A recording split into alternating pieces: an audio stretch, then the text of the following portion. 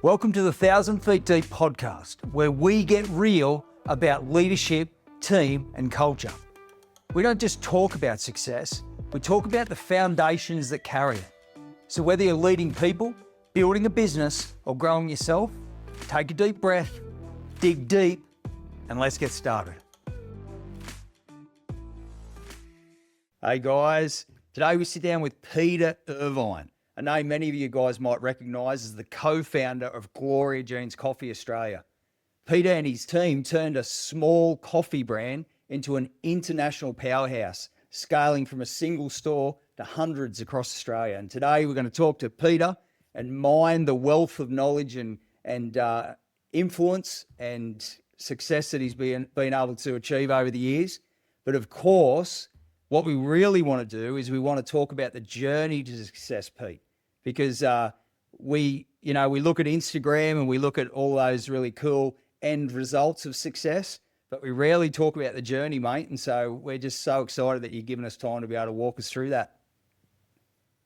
Well, it's great to be here, Dan, and I hope through this your listeners will learn a lot about the journey. It is a journey. And a lot of mountains to climb. There is, mate. I can't wait to dig into this, Pete, because, like, mate, you're a powerhouse, buddy. And I'm not just saying this to flatter you. I mean, and I want to hear from you exactly how it all unfolded, but you had an international franchise coffee brand, mate, that you took from here to here. And I know a little bit of your story. I know, again, that journey wasn't a smooth road. So, mate, I can't wait to dig in, mate. Right, well, let's see how we go. Beautiful. All right, let's start. So you started with one store and then you scaled to hundreds across Australia and eventually owned the international franchise, mate. How did all of that eventuate? How did that start? I believe it started long before that. You see, I left school at 14 and I was a junior. I got a job as a junior in an advertising agency, which was a smaller agency. And over the years, it grew. The agency picked up McDonald's to launch in Australia. Okay. And a number of other international clients, and then eventually Hyundai, when they really were serious about coming into the market. And so I started as this junior, just happy to have a job, £3.10, which eventually became dollars and cents, which would have been $6.20. That long ago, mate. You're showing your age? That long ago, 1963 I started, and at 14, who would have ever thought? So there was nothing talked about vision and plans and owning businesses. It was a get by and pay bills mentality. Yeah. Not that you generated a lot of bills on £3.10. If you did, well, you weren't going to pay them. Yeah. Anyway, so over the years, I got promoted at different times. Not that I was looking for it. They just said, we like you work hard, you do all this, we want to promote you. I go, what for? Because that was not what came out of my family. You get by and pay bills. Yeah. It was a whole view. I hadn't realised at that point, it took some years later, that we're not here to get by and pay bills. We're here to succeed and be successful, to be a blessing to other people and be a testimony to what God has done. Anyway, so in about 1993, because I was in the ad agency for 30 years, over the years got offered jobs in other agencies, but not really understanding God's leading, but didn't feel it was right. But 2 years before I eventually resigned in 95 for Gloria Jeans, 1995, that is, not 1895. Feels like that long. Yeah. I got home from holidays in January and the chairman said, and this is now 200 people with big accounts, like we're number 2 in Sydney, very big agency in Australia because there was offices in other states. And he says, their managing director is going to America to run the Dallas Fort Worth office. And the other working directors in the company want you to be managing director. I said, no, it's not on my agenda. He pressured me. And I said, look, I need to go home and pray about it. He had no idea what I was talking about. And I just wanted to get out of there. So I got home and I said to Sue, look, here's what's happened. And she said, you should take it. I said, it's the wrong answer. Yeah. And I rang who was Michael Murphy, who was the 2IC pastor at Hillsong, because we'd only just recently, a few weeks ago, moved there, which really opened my eyes just in a few weeks to what God can really do with a life, with business and whatever. And I rang him and he said, oh, you should take it. I said, it's the wrong answer. Overnight, God worked on me, so I got back the next, on the way in, it's an hour and a half drive. At that time, it got worse as time went by with traffic. I sensed God was saying, you should do, God convinced me I should do it. Then I thought to myself, well, we're going to go there. We're going to set a plan, and whoever catches me, they can have the job. Yep. I had no idea what that meant, but that's what seemed to burst in me. So we went back, we organised to do a away session with all the key people of each department and who were the directors, and with an external person, and we did a 2-day planning, and we set about a vision and how we're going to achieve the vision. Good.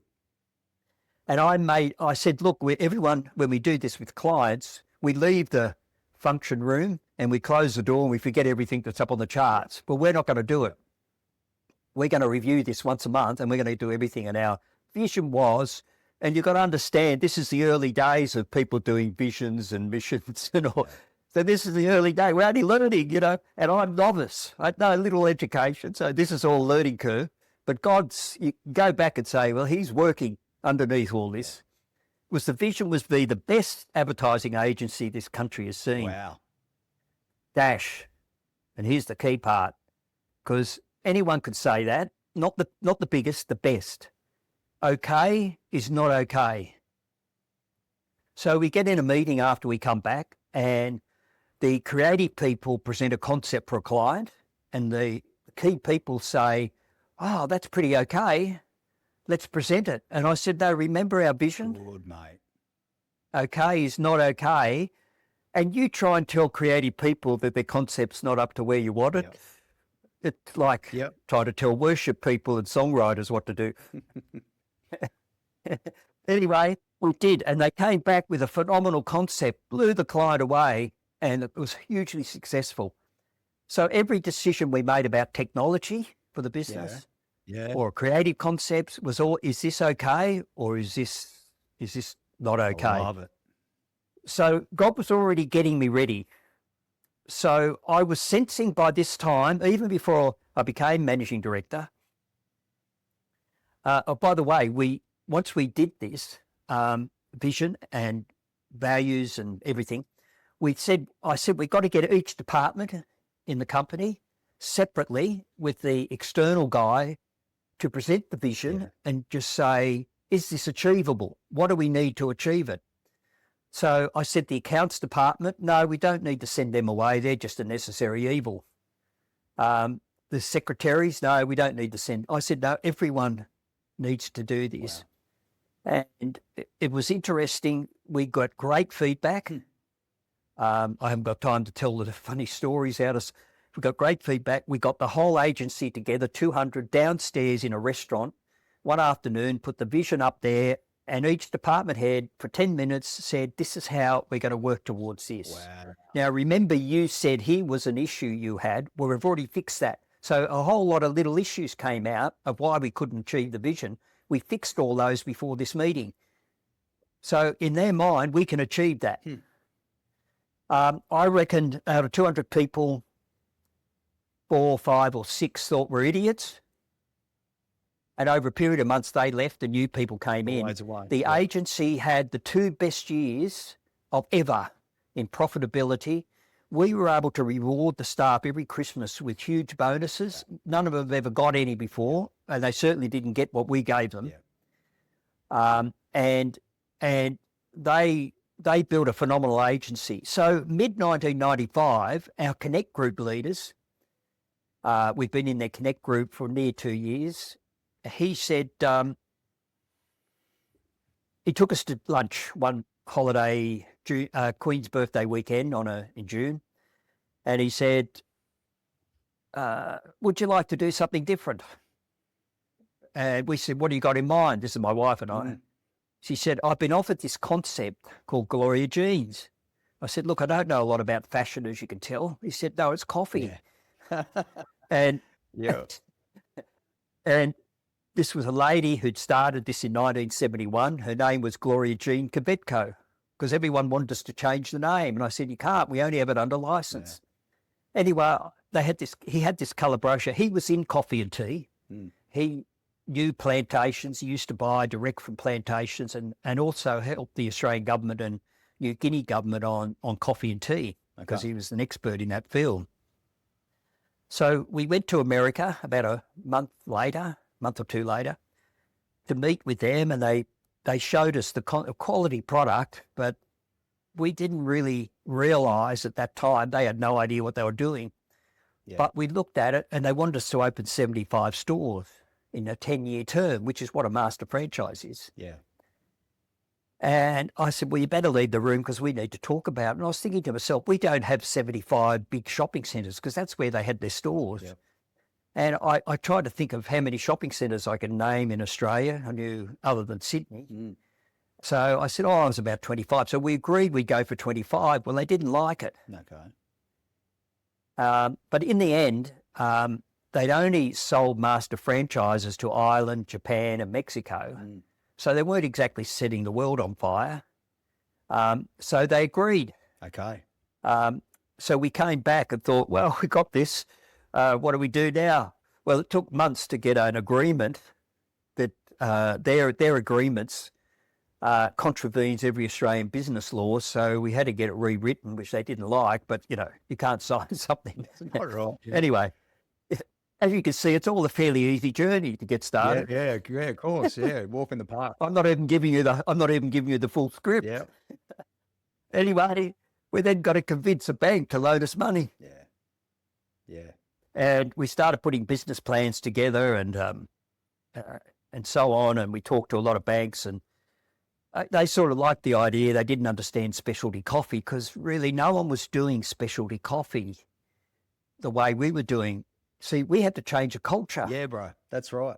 Because in Australia, people sat at tables in a cafe, if there was one in a shopping centre or out in the street, table service with, crockery. Yeah. And, sugar bowl and stuff. And here we are, we open very little, if any, seating. You order, you pick it up in a takeaway cup and see you later. That broke every single mindset. Now, I'd been through this a little bit with McDonald's because when they came to Australia, walking the streets with food or drinks was a no-no socially. Okay. All right. And McDonald's over time had managed to change that with cold drinks, straws and those sort of things, but still hot coffee was very minimal. If out in the suburbs, probably hardly ever, and certainly in the city was minimal. And here we come in, but what I learned is when you get a vision and a focus, and you train your people, you can change the mindset of a nation. Love it. And not long after that, we went to a Gloria Jeans American franchise conference in Phoenix, Arizona. And Sue and I got there a couple of days early to acclimatise so I didn't sleep through the meetings with jet lag. We went out on a tour and I said to the tour guy, I said, there's no graffiti in Phoenix. And he said, well, there's a story behind it. The mayor decided he was sick of graffiti. So he got the whole leaders together and they worked out a whole strategy. He went through how they did it. And what it did was eventually eliminate graffiti. And it proved to me again, when you get a vision and a focus and you stay with it, you can change the mindset of a nation. So I tell churches and businesses, you can change the mindset to people, to your product, to your category, and you can change it in your community if we set about on a vision and a focus. It takes time and there will be issues and obstacles. So in business, we come back, we eventually signed the agreement in March 2005, and we opened the first store in November. We asked for copies of plans of their stores. We didn't discover till after we designed a store in Australia from what they gave us that they were old concepts they never used anymore. And the international people were really not up to date with what was happening in America. And the American stores are very much coffee, tea, accessories and whole bean coffees, whereas Australia, we're very much takeaway cups with a bit of food for snacking. So we started with a bit of a hybrid.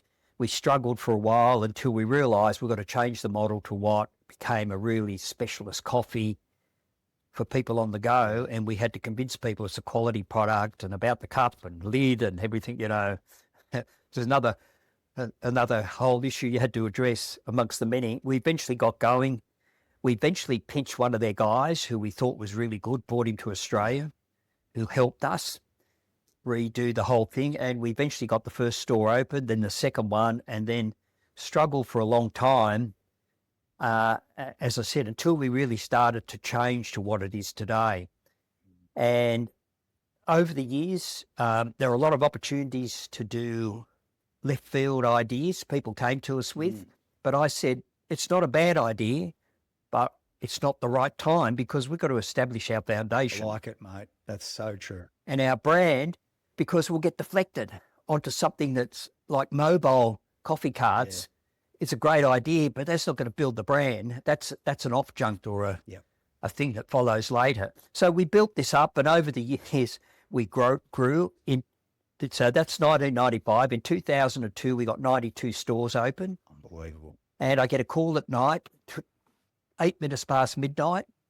The phone rings because the clock's next to my bed. That's why I know. Yeah. And the wife gets to it. And she says, the warehouse is on fire. And I said, thank goodness I'm dreaming. She said, you're not. Wow. So we got up, we drove there praying that everything would be okay. And we get there, there's this trickle of smoke, but they put a chainsaw through the roller door and the whole warehouse is alight. So this is our training office, our roasting plant, our warehouse. Everything's in there. Wow. And it burns for 3 days and burns to the ground. So, you know, talk about obstacles. Yeah. Talk about a journey to success. Yep. Anyway, I couldn't get my partner. He was in the coffee growing regions in Sumatra because there's no signal. Eventually, his daughters got to him. And during the morning, he was able to ring me and said, we're getting on a plane, but I got to go back through Singapore to get back. But this is like 2 a.m. in the morning. I'm standing in the car park and saying to God, will you birth this business? You're going to make it happen. But I got no idea. So the fire chief said, you might as well go home. There's nothing you can do. I got home. I said to Sue, I need to be back at 5:30 before the warehouse guys arrive. Be the first person to talk to them. Yeah. So I get back and there's 31 fire engines, 3 television news helicopters, radio, Wow. a crowd. I thought to myself, today is going to be a different day. So as I arrive, I get a call on my phone from a courier up in Newcastle. He said, I just picked up 2 new store orders to launch. One was East Maitland and the other was Hamilton, I think it was, or Derby Street in Newcastle. Yeah. And he said, do you want me to bring the stock back? You're going to need it. I just heard the news. And I've learned when you make a decision, you make it for the future, not for today. So I almost said, yes, bring it back. Then I thought, well, what's 2 new store orders going to do with 92 stores nationally that are already opening today? We've got nothing. Yeah. And I didn't realise that decision, because I said, deliver the product, because tomorrow we'll open 2 new stores as a testimony. Good, mate. Now, this is coming out of my mouth while the place is burning to the ground. Unbelievable. Love it. At 3 minutes to 6, the warehouse guys and roasting guys arrive, or the roasting guys first. They hadn't heard the news, and they're going, what do we do? We've lost our jobs or whatever. I said, guys, it's okay. The coffee's all roasted. Yeah, of course. They didn't laugh. So Channel 9 then she shoves a camera and microphone in my face and said, well, you're going to have to close the whole business. I said, no. And I've learnt when you're talking with media, if it's a news, don't say much because they'll cut it. Yeah, exactly. You give them about 9 seconds.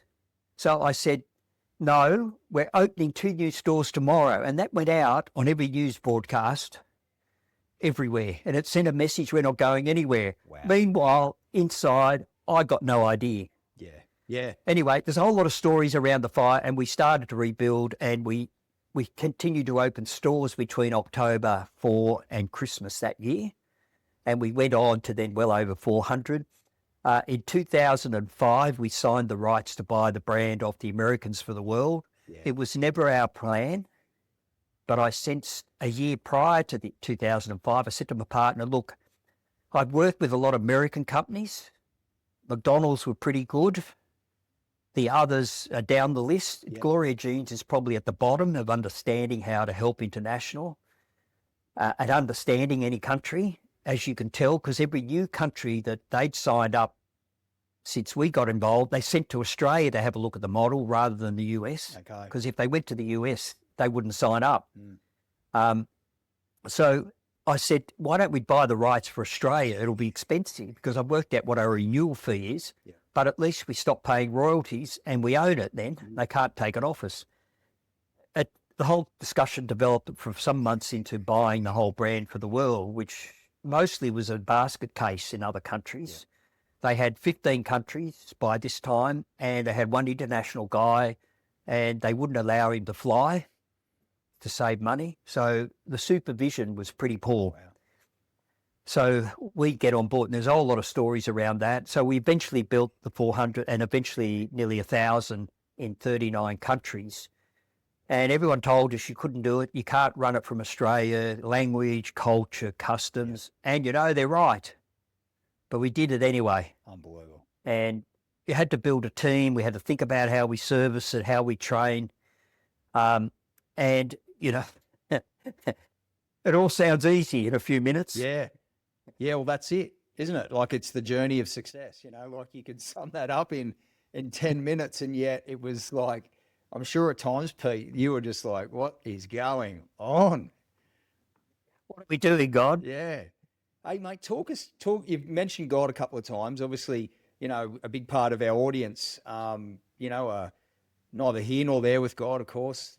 Maybe they have faith that there's a God that exists. Or, mate, tell us what your faith means to you. I mean, it means something different to everyone. But for you, mate, there's no shaking who was at the center of everything that you did. But obviously, again, there's people out there, that's strange language for them. So let's put into context, if you don't mind, Pete, what has it meant for you, and what does, you know, this God mean to you? What is it?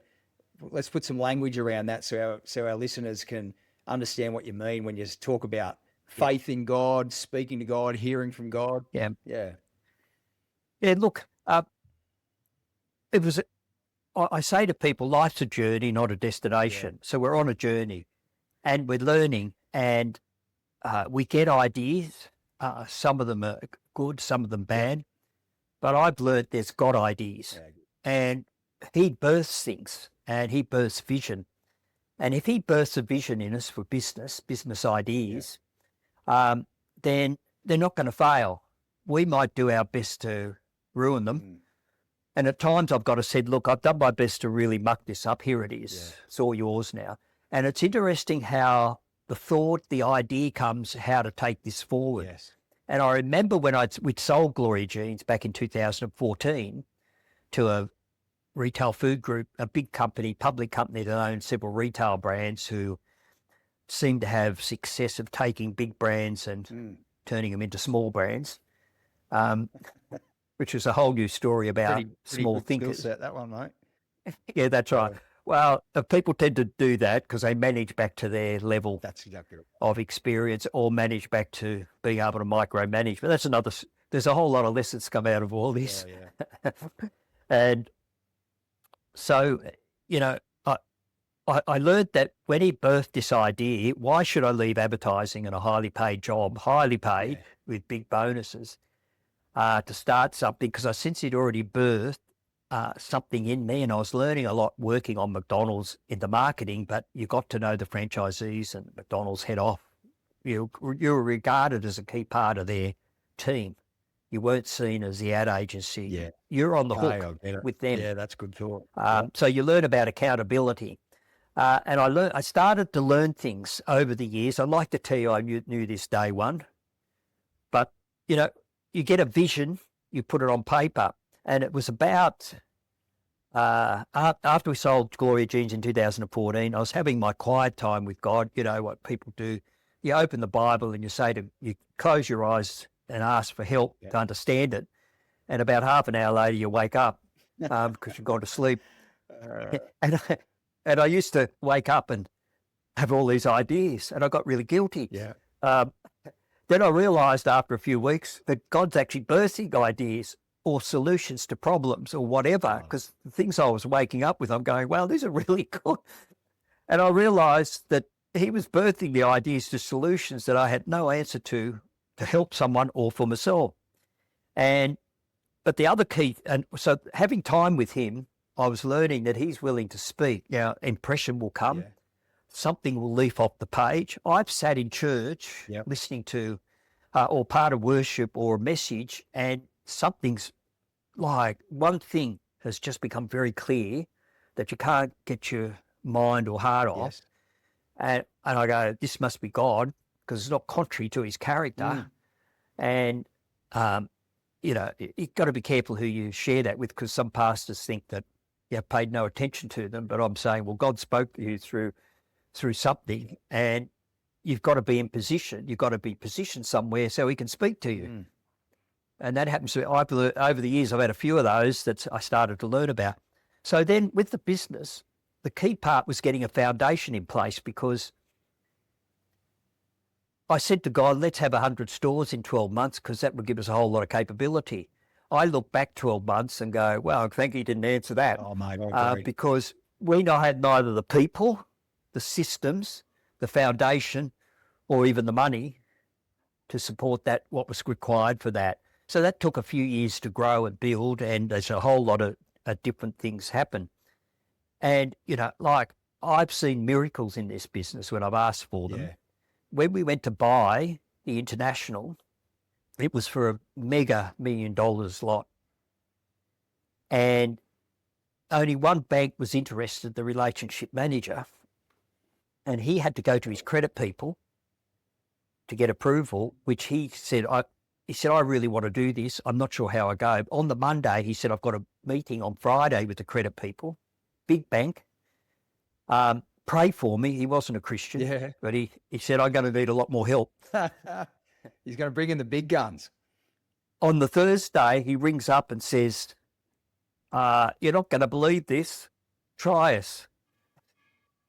He said, the bank board has just taken out all the credit people in the decision-making process and all relationship managers can make their own decisions. Wow. So on the Friday, he made the decision he's going ahead with ours. About a month later, the board put all the credit people back in because they realised it was a dumb decision. Yeah, right. to give them. So don't tell me there aren't miracles in this whole scale. That's sort of one of many. So then I used to get journalists ringing me and say, why are you successful and other coffee companies are struggling? I said, look, I don't really care about them, but from our point of view, we bring the green beans from the top 2% in the world. So growers get full margin. So they can sustain themselves and their family and invest in the crops. So it's a quality product. We roast in Australia. So the product that goes out to stores is virtually immediately after it's roasted. Where other people are roasting overseas, bringing it in, it's sitting in warehouse, and coffee stales. No matter what we do, it stales. So we've got a fresh product. We do a lot of training. We train our franchisees. We expect them to train their staff. Our operational people go in and check the standard because the product needs to be consistent and customer service needs to be consistent. Do we have problems here or there? Yes, we do, but we're on it. And that's one of the things I learned in McDonald's when one of their guys who eventually died of cancer came in and re-changed the whole customer back to what McDonald's should be. Standards and customer service. I learned a lot watching that. So on the journey, God's getting you ready by getting you to meet people and seeing other situations. You don't think it's worthwhile. And then we took a lot of time getting good franchisees. A lot of people had money we didn't approve. Because they saw this as a good business to retire into. Well, we knew that wasn't the case. We had people who said, I just want to sit, have a cup of coffee and talk to customers all day. And we knew that's not going to happen because this is a transaction, a heavy transaction business with lots of people. And you're going to need that to get revenue to pay rent, staff, cost of goods, and pay loans back and make money. And so having the plan to go forward, And the key thing I say to business people now, you've got to stay nimble. Yeah, okay. Because the market's changed. The consumer thinks differently today. I did a webinar just the other day called Think Differently. Yes. And I said, we've got to think differently. You can't do the same things the same way. And that includes churches, it includes ministries and not-for-profits. The donors are dying. So how are you going to engage with the new generation? They don't give the same way as the past do. And we've got to rethink differently about that.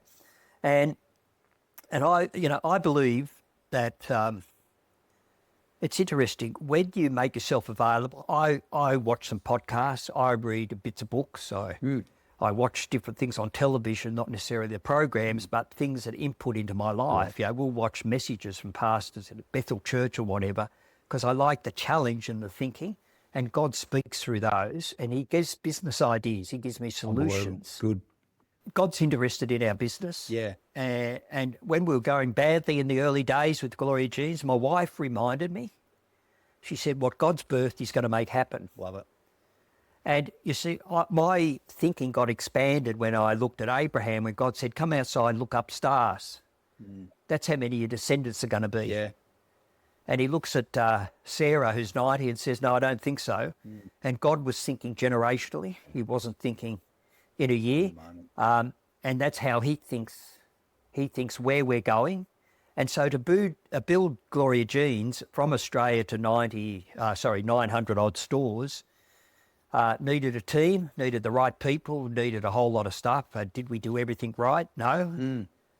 But I tell people at 78, I'm still here today. 78, yeah, you're still here. Yeah. And you achieve things that, I think this is the amazing thing, isn't it? When you think about what faith is and what people think faith is, there are a lot of scientists that say that, if for somebody to have faith, essentially it's just blind faith and it's just blind hope.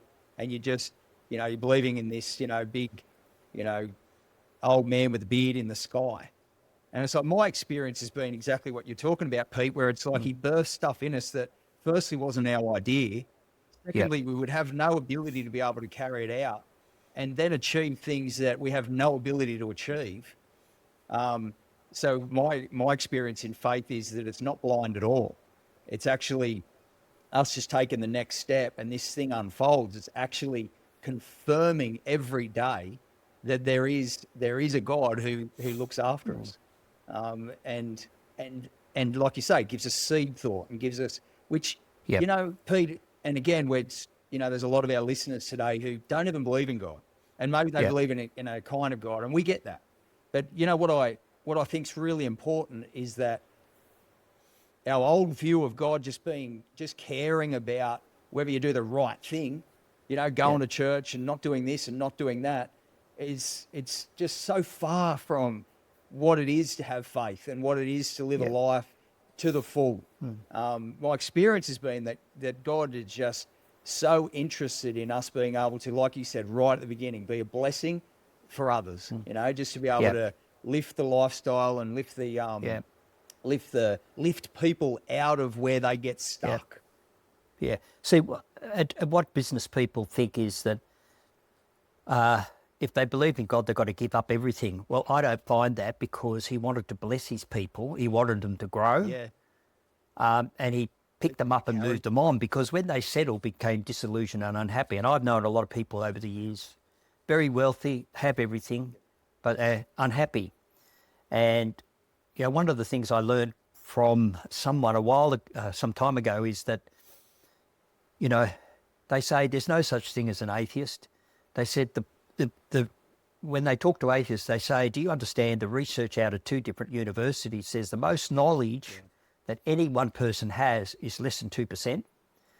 So the best you can be is an agnostic. I don't know if there's a God. Yeah, very cool. Because you're saying that 98% you don't know. You're saying there isn't one. And you only got to, watch some of the YouTube videos of the guys who take on the atheist and show them and prove that, God, Jesus did exist, that he rose. The facts are all there. And I just find the journey is really important. And Sue prays for me. She, going back some years, she said, I just think I should pray for you before you go out to work. Well, that was a real encouragement. Yeah. I tell people to stay in church because God speaks to you if you're there and you're connected. Yeah, good. And you need to spend time with God. You need to talk with people. You need to listen and you need to grow. If we become stagnant, we become unhappy and disillusioned. And what it's inputting into you as a business person to grow. Yeah. And is it the right things? Are you listening to the right people? What are you sowing into your life? Is it essentially, Yep. is it, I love Yep. that thought that we reap what we sow. And, you know, there's a negative connotation to that, but it's a positive thought. You know, we're starting a new business, 1,000 feet deep. And what's really been obvious to me is I'm never going to reap what I haven't sown. And so we're in a startup phase where we're, you know, obviously investing in your own organization. You're investing before you've got the revenues to be able to carry it.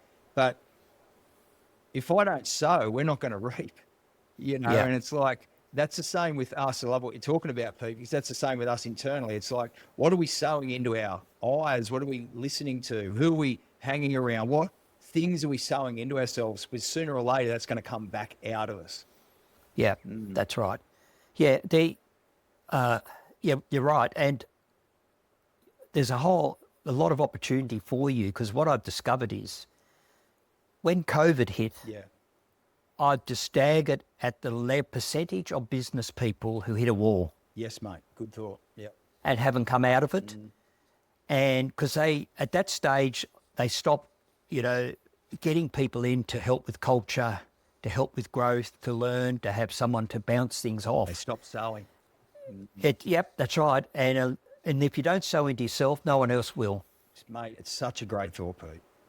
You got to invest, don't you, mate? You got to invest in yourself. You got to invest in your team. Yeah. I mean, and mate, this is the thought. Well, talk to us a little bit then about some of the investments, and I don't mean financial, although we could.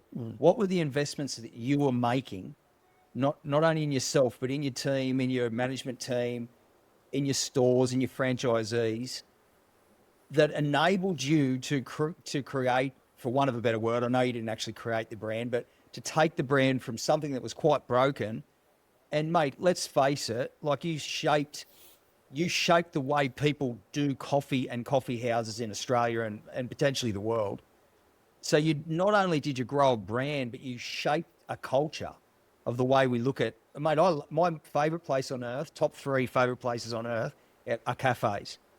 And you're able to shape that. Now, you started just like we all do from here, and then you're able to grow it to there. And I don't know that we give the enormity of that the credit that it deserves. You were a powerhouse brand, and you're a little old bloke from Sydney, and you will be able to create this thing. You were able to grow the people in it.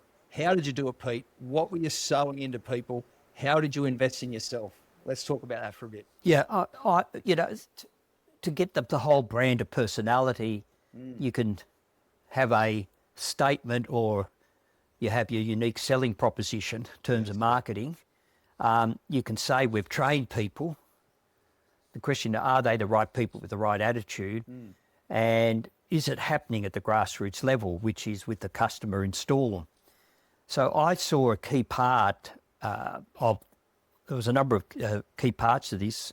One was when we were training new franchisees or employing new people for the company, or even a supplier or a shop fitter, we would have a meeting, the owners would have a meeting with them and share what our vision and our values are. And if we don't think they align with that, we weren't interested. Wow. Okay. At every level, Pete, is that every part that becomes involved with your organisation? Yeah. And look, some people will say, really love these, but they didn't really reflect that when they became a franchisee in stores, had to sort them out. Yeah. The other thing was, and this is really hands-on, is that I would go out even on weekends and visit franchisees in store.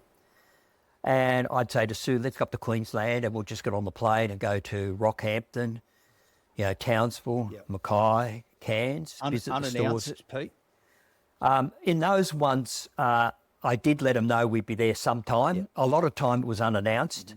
And a lot of people thought, oh, they must really hate that. I said, no, they actually loved an owner of the business coming that was interested, that would talk to them. Wow.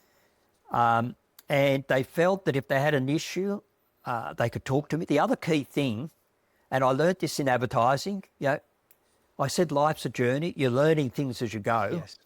I used to manage what they call by walking around. We had 4 floors in North Sydney, 200 people. I would at least twice a day walk the building because people were out with clients or getting commercial shot or whatever. Yes. So I wouldn't get them then, but I'd get them some other time. And I was able to keep a dialogue. It's interesting. You can pick up on issues that are happening before they become major issues. Or you find out they've got some issue at home that we can help them. Good, mate. And their family, as well as themselves, feel a real, I guess, obligation, but they feel a real closeness with the company more than just another company name. Yes, mate. And that will often stop them leaving because they know someone cares. So I used to go around, and I often, if a franchise was whinging all the time, as some of them did, I would say, look, I know you're unhappy. I will get Matt to give you a call. Matt was our resales guy. And they said, no, why? I said, well, you're obviously unhappy and we can't help you. Yeah. And most of the time it was a click that turned them in the right direction. Yes, okay. Whereas some of our other guys have the view, let's send them a legal letter. Well, that only goes one way and it's never good. Yes, mate. Yeah. You save a lot of legal costs and you solve the problem and the whole business is better off for it. So I guess we said we cared for people. We had one of our values, which everyone should have, is building people and changing lives. Love it. Now, that says a lot more than what, and we used to reinforce that, and I'll explain how, because we used to recognise franchisees at conferences, but we used to recognise at franchisee meetings we had during the year, plus with staff, and I'll explain briefly in a minute, but the purpose of that is we wanted to see our staff lives, our suppliers, our franchisees, our families' lives change for the better. And part of that was actually partnering with ministries and organisations. For one ministry, we put money boxes in stores. So this is like an aspect of sewing again, Pete, isn't it? Being generous. Yep, it is. Creating and generosity. people put loose change in. Oh, that's not going to amount to much. They're all loose changes when we had the 1 cent, 2 cent, 5 cent stuff in there. And it's a logistic nightmare because you've got stores right around the country. How are you going to collect these every month and bank them? We need advocates. Yes. You know, how do you stop people pinching the money boxes, which people will run in and take it when they're full? Yep. There's a whole lot of... These are never easy, these things. But every month, we were clearing about 60% of the stores every month just because of logistics, and that was generating over $30,000 a month to a ministry. Wow. And, you know, when people heard that, the whole issue of all the problems went away. Well, we worked out how to solve them, basically. And that was putting flesh on the words building people and changing lives. We then decided we would sponsor 4 children with compassion in a village in Brazil as a company. And we grew that to 10 over the years. Then we put it to our international master franchisees in Hawaii at a conference. And a number of those took up compassion children in the same village. We then put it to our franchisees in Australia who did the same. And then we did it to our staff, and a lot took one of those. We eventually had 240 children in a village in Brazil. Hey. Man, that could change a village. It can change a town. It could change a city. All because of one simple idea of sponsoring 4 children. Yes, mate.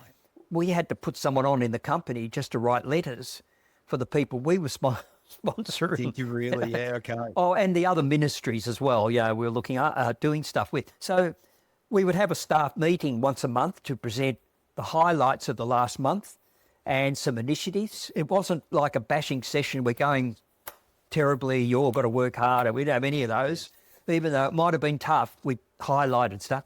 And we say we want to recognise one of our values, building people and changing lives. So we want to recognise such and such. We'd like to give you a dinner for 2 with your husband or your wife. And thank you for going beyond the call of duty in name the area. And then we did the same for franchisees at franchise conference. So that's actually putting flesh on people. And that's how you build a real family, a real relationships. You're not just you're actually putting detail around words that you're speaking out. So important, Pete, isn't it? To be able to define what something means is the first step of leadership, isn't it, mate? It's like set the expectation. What does this word mean? I Yes. love this concept. And for anybody out there who's got a franchise group or even a business, it's such an important aspect of leadership, Pete, isn't it? And this is the thing, we lose our credibility as leaders when we say that we care.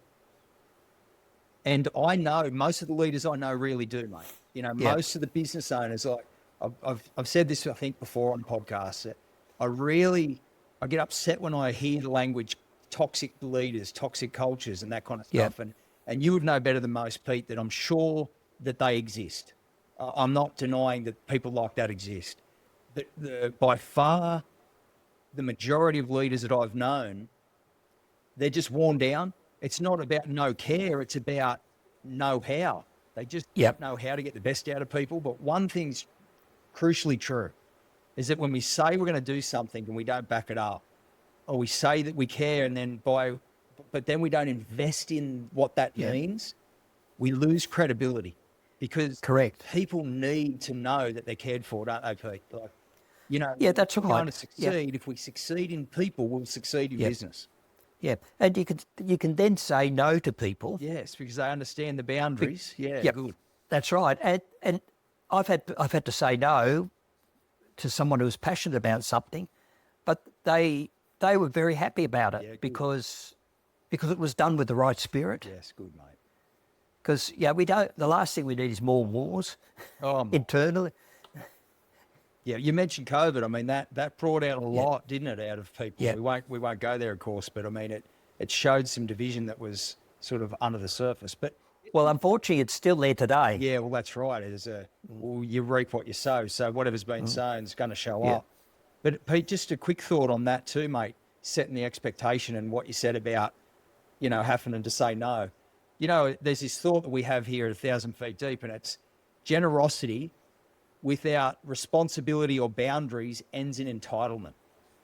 Yes. And so, like, we as leaders don't want to be creating entitlement in our teams and our cultures, do we? Care doesn't mean that everybody gets their own way. It's the thought around accountability and unity. Again, some of the thoughts we have here is accountability is commitment to a standard, and unity is commitment to each other. Yes. When those two marry, we have a beautiful unity of performance and health. Yes. But without either of those, we can become performance driven, where it's just like, give me the results, don't care about the people. But if we have unity without some level of excellence, some level of a standard, we become a charity, and even charities can't run without system, process, role and responsibility and some kind of accountability. And so it's an interesting thought, and it's a real tension and a dynamic, isn't it, Pete? Yeah. Yeah. One of the stories I refer to when I speak in church and to business groups is Boaz in the book of Ruth. Okay. I say, here's the template for you. There's 4 points. He arrives at his farm. He greets the workers. He asks how they are and their family, and they greet him back. Yes. I think it's chapter 2. He then asks, who is that young girl they're collecting? Because they were required not to pick every bit of grain to the edge of their farms. They were required to leave that for the poor and needy. Yeah. And he asks, who is this girl? And they say, it's Ruth. She's come from Moab looking after a mother-in-law who've lost their husbands.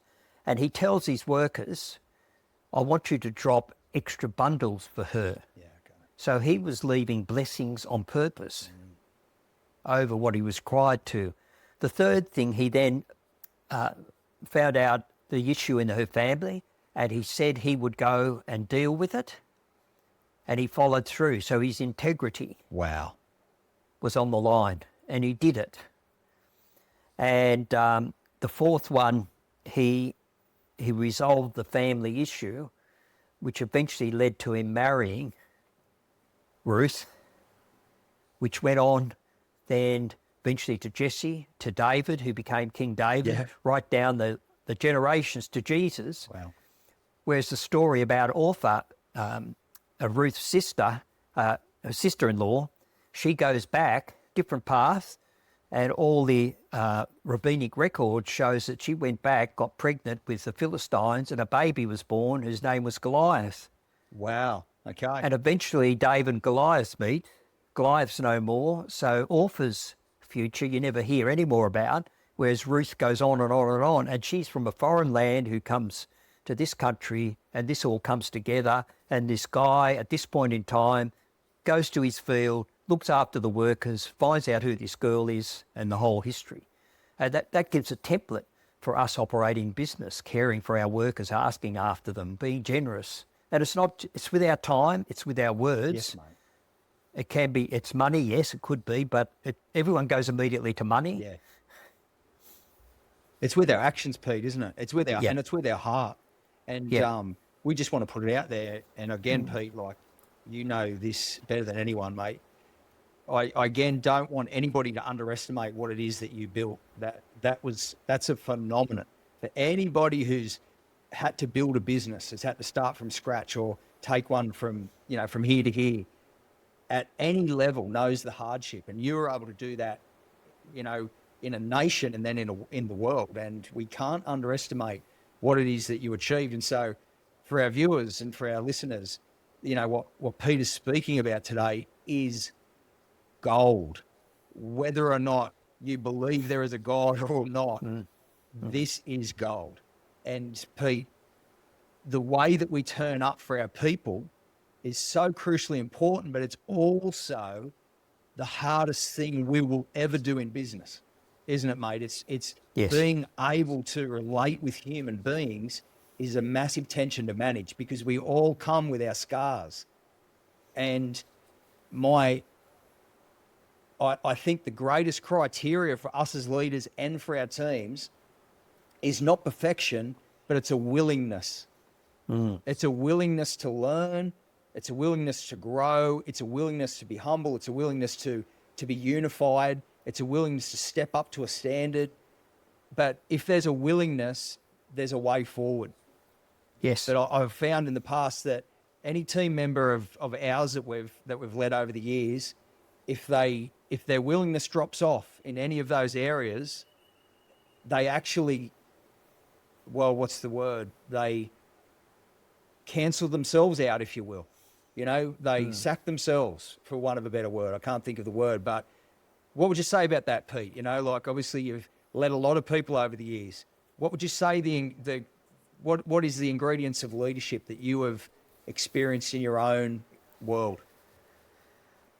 I've experienced a lot, good and bad, and at times I've been good and bad Yeah, well, that's it. We're on a journey.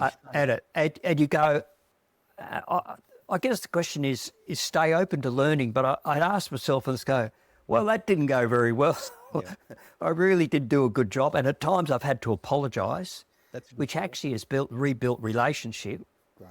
rather than let it fester. But I go, how could I do that better? And today we have a lot more access to resources that will help us. Whereas in the past you had to try and work it through or talk to someone, how should I do that better? And fortunately there were a couple of people in my life who would observe and come up and say, you probably know you could have done that better. And I go, yeah. And he said, here's how I would have done it just to help you. And I go, well, that would have been good. Because sometimes we overreact under pressure. Yeah, we make Feel mistakes. threatened, Yeah. make mistakes, and we end up fighting or start wars over small things that become big things that don't need to. And relationships are destroyed, in marriage, in business, in churches. You've probably seen it as well. And I think it's wanting to be intentional about how could I do this better. Yes. Yeah, you're right. Intentional. That's a really good word. Yeah. Yeah. Yeah. The heart to want to do it differently and better. Yeah. No, that's really good. Yeah. Like a spirit of unity and accountability. Yeah. Yeah, I really like that, Pete. Yeah. Yeah. I put out a YouTube channel. It's got about 230 odd videos now, short videos on business, on marketing, on reviewing people. Awesome. Simple ways to review people, What a resource. to find out what they're thinking. And I learnt that from someone else. And I started a series connecting faith and business to each book of the Bible. We started in Genesis up to Proverbs at the moment. Yeah, okay. And getting a phenomenal feedback on them because it's actually practical, and I give stories through advertising and Gloria Jeans days. Yeah. Reflecting that. So, as I said, they're short videos from 2 minutes. A couple of them might be longer, but they're 2 to 3 minutes. And there's a whole library of them now. Mate, Pete, I just want to say, mate, as I'm sitting here hearing you talk about this and hearing you talk about, off air before we started, you were talking about some of the ways that you're, helping people, whether it be business or otherwise. And mate, like Pete, let's face it, without me being crude around money, you could probably be sitting on the beach somewhere, mate. You don't need to work. And yet it seems to me at 78, you said you're 78? Yes. Yes. You're quite busy, mate. I don't know if you give yourself a day off.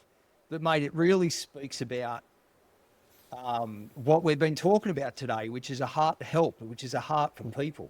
And I don't know, Peter, it just seems to me that if you turn up for others and make other people's success your success, you're going to be successful with whatever you put your hand to a degree. I mean, there's no silver bullet, but I mean, wow.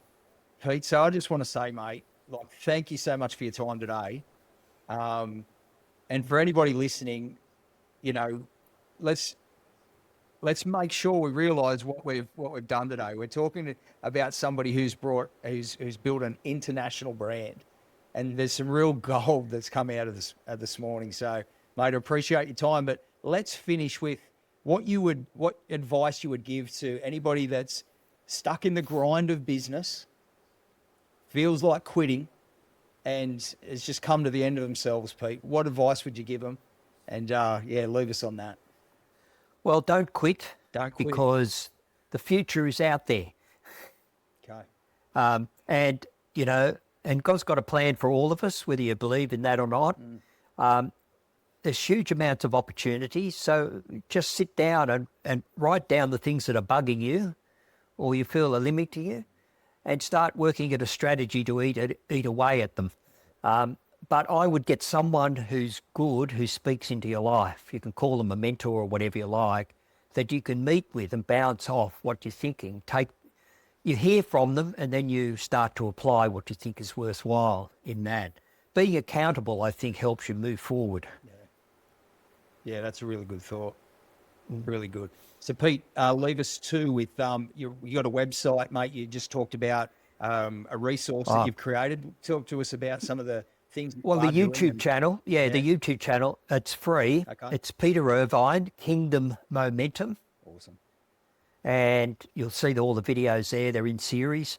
And the Kingdom Momentum website is kingdom-momentum.com.au. Yep. It's really there because we need it for the Charities Commission. But on there is some resources. I've got a couple of books I put out, and I've got the Maxwell Leadership Bible I referred to. Yes. I sell them less than other stores because I want to get them in people's hands. And there's a couple of other books from John Sycamore. Okay. Search for Significance, Half Time by Bob Buford. A few things. So people get to that stage in life, what do I do now? And Bob Buford really captured in his book, Half Time. What about your second half? Yeah. What are you doing about it? That's a good one. I've actually experienced that. We sold our construction business. What am I now? 48. We sold it when I was about 45, and it felt exactly like that, Pete. It felt like half time. And, and 1,000 Feet Deep was birthed out of the very thing that you've been speaking about today, which is just this unshakable desire, this seed thought that I couldn't shake. And so we sold our, financially successful construction business to do something that was seed thought, if you will. So it's been a journey, and it's been a bit scary at times, and it still is. But mate, I love what you brought today. You've been a real encouragement to me and where we're at. So thank you again for your time, mate. Okay, Dan, thank you for the opportunity. No worries, mate. All the very best, Pete.